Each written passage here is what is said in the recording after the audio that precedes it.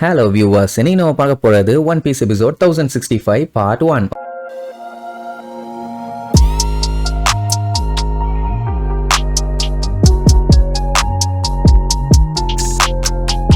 Open பண்ணா தகன்னு பத்தி எரிஞ்சுக்கிட்டு இருக்க தேர்ட் ஃப்ளோரை தான் காட்டுறாங்க. அங்க ரைசோவும் சரி ஃபுக்கரகுச்சியும் சரி ரெண்டு பேரும் மாத்தி லாக் பண்ணவனுங்க அசையவே இல்ல, அப்படியே தான் நின்றுட்டு இருக்கானுங்க. இத்தனைக்கும் ரைசோ பாத்தீங்கன்னா குபுன்னு தீல எரிஞ்சுட்டு இருக்கான். ஃபுக்கரகுச்சி எவ்வளவோ கேட்டு பார்த்துட்டான் விட்றான்னு, ஆனா அவன் கேட்கவே இல்லை. அப்படின்னா அவன் ஃபர்ஸ்ட் விட வேண்டியதானே, என்ன நெருப்புல எரிஞ்சுக்கிட்டு இருக்கிறது அவன் தானே. என்ன லொல்லு பாத்தீங்களா, செத்தாலும் பரவாயில்ல இந்த ஃபுக்கரகுச்சியை சாவடிக்காம விடக்கூடாதுன்னு எவ்வளவுதான் நெருப்பு எரிஞ்சாலும் பய அசைற மாதிரி இல்ல. இவன் பாத்தீங்கன்னா அவன் மேலேயுமே நெருப்பு புடிச்சிருச்சு. இன்னும் கொஞ்ச நேரம் ஆனா போதும் மொத்தமா தீ பிடிச்சி எரிய ஆரம்பிச்சிருவான். டே ஸ்டாப் பண்றான்னு எவ்வளவு சொல்லி பாப்பான், கேட்கவே மாட்டான். அந்த டைமுங்கும் போது அதே ஃப்ளோர்ல சில பல சாம்ராய்ஸ் எல்லாம் நெருப்புல இருந்து தப்பிக்க ட்ரை பண்ணுவாங்க. ஆனா முடியல, கண்ணா பின்னாடி வெடிச்சு தெரிக்குது. அது மட்டும் இல்லாம மேல இருக்க ஃப்ளோர் வேற உடஞ்சு விழ போகுது. அவ்வளவுதான் முடிஞ்சு செத்தோடனே முடிவு பண்ணிட்டானுங்க. உடஞ்சு டம்முன்னு கீழே விழும், ஆனா அவனுக்கு தலையில விழுந்திருக்காது. என்னடா அதிசயம், இதே பூரா பாசிபிள்னு பார்த்தா நம்ம ஜிம்பை வந்து அந்த சீலிங்க தடுத்து பிடிச்சிருப்பான். நீங்க எல்லாம் இங்க என்னடா பண்ணிட்டு இருக்கீங்க, சீக்கிரமா இந்த இடத்த விட்டு வெளியில போங்கன்னா நான் கிளம்பிட்டோன்னு அடிச்சு புரண்டு ஓடணும். அதை விட்டுட்டு நீங்க ஸ்டார் ஹேட்டை சேர்ந்த ஜிம்பை தானே, நீங்க செம ஸ்ட்ராங்கா இருக்கீங்க சூப்பர்பானுங்க. இங்க பாருங்க வெட்டித்தனமா பேசாதீங்க, நெருப்பு இன்னும் அந்த பக்கம் புடிக்கல,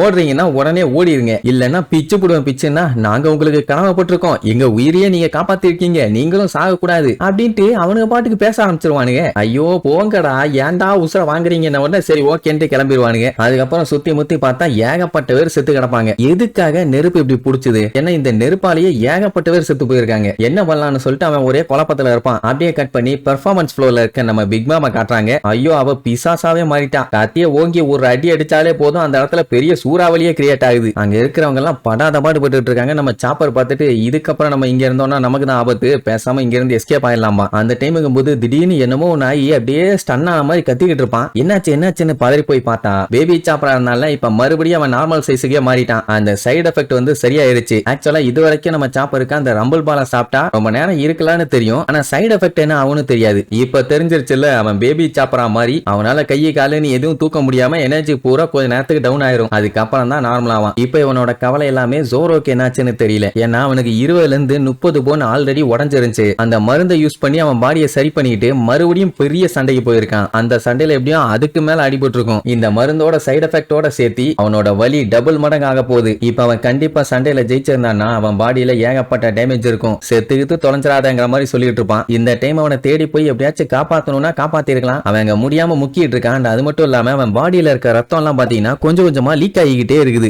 இப்படியே போச்சுன்னா டெஃபினட்டா செத்துருவான். அந்த டைம் திடீர்னு பாத்தீங்கன்னா அந்த இடமே ஒரு மாதிரி பிளாக் அண்ட் ஒயிட் ஆன மாதிரி ஆயிருச்சு. அப்படியே காத்தெல்லாம் ஒரு மாதிரி அடிக்குது. என்ன நடக்குதுன்னு அப்படியே சுத்தி முத்தி பாத்துக்கிட்டு இருக்கும் போது பிளாக் கலர்ல ஏதோ கிளவுட் மாதிரி ஃபார்ம் ஆகும். என்னடான்னு பார்த்தா கிரிம் ரீப்பர் உருவம். யாரா இவன் திடீர்னு பேய் மாதிரி வந்திருக்கான், கையில வேற ஆயுதத்தை பெருசா வச்சிருக்கானேன்னு சொல்லி நம்ம ஜோரோ கத்தி எடுக்க ட்ரை பண்ணுவான். ஆனா அவன் பாடி தான் பயங்கரமா டேமேஜ் ஆயிருக்கு, சுத்தமா முடியல. அவன் வேற அட்டாக் பண்ண வருவானா, வேண்டாம்னு சொல்லும் போது வந்த வேகத்துல அவன் கத்திய வச்சு உரியே போடு. என்னாச்சு ஏதாச்சுன்னு தெரியல, ஒருவேளை ஜோரோவை போட்டு தள்ளி ஆஃப்டர் வேர்ல்டுக்கு கூட்டு போயிட்டானோ. சரி அப்படியே கட் பண்ணா ரைட் பிரைன் டவர்ல இருக்க நம்ம பிராங்கிய காட்டுறாங்க. அவன் வழியில வர எல்லாத்தையுமே அடிச்சு செதற விட்டு கவர விட்டுட்டு ஜோரோவை தான் தேடிட்டு இருக்கான். அவனே மேல இருக்கான், கீழே தேடி என்ன பிரயோஜனம். அதே நேரம் ஃபர்ஸ்ட் ஃப்ளோர்ல இருக்க அந்த கிரால் ஸ்பேஸ் இருக்குல்ல, அங்க இருந்தவனுக்கு எல்லாத்தையுமே ஈசோ பாத்தீங்கன்னா கண்ணா பின்னான்னு சுட்டு தெரிய விட்டுட்டான். அவன் கையில ரத்தம் வருது, அவனாலேயே முடியல. கண்டை போட்டு மூச்சு வாங்கினா பரவாயில்ல, கண்ணுல சுட்டு அவனுக்கு மூச்சு வாங்குது. இன்னும் பேலன்ஸ் பாத்தீங்கன்னா ஒரு 3 பேர் மட்டும் இருக்கானுங்க. அவனுக்கு பார்த்துட்டு இவன் ஒயிட் பியர்டோட கமாண்டர் ஆச்சே, எதுக்கு தேவையில்லாம அந்த தோத்து போற டீமுக்காண்டி சப்போர்ட் பண்ணி வந்திருக்கான் அப்படின்னு அவனுக்கு பேசிட்டு இருக்கும் போதே ஈசோக்கு பின்னாடி இருந்து ஒருத்தன் வந்து அட்டாக் பண்ண வருவான். ஒரே போர்டு